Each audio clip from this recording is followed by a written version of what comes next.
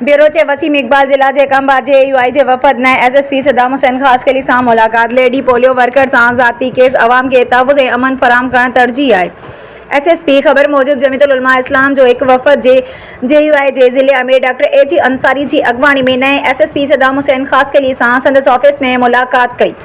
वफद में JUI तालके जे कंबाजो अमीर मौलाना दिल जब्बारिन चाकर खान चक्रानी कारी दिलबर किनरानी ताज अमरोटी माविया बंगलानी भी मौजूद हुआ।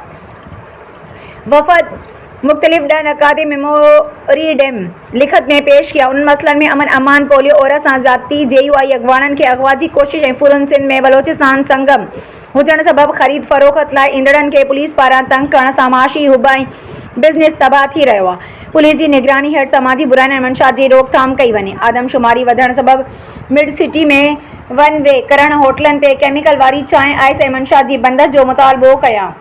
SSP खे यकीन ॾियारो त मसइला हल करण पोलियो वर्कर केस ऐं अमन अमान क़ाइमु करण मुंहिंजी तरजीह आहे। हिन चयो त अवाम जे ताउन सां मसइला हल करण जी कोशिश कई वेंदी।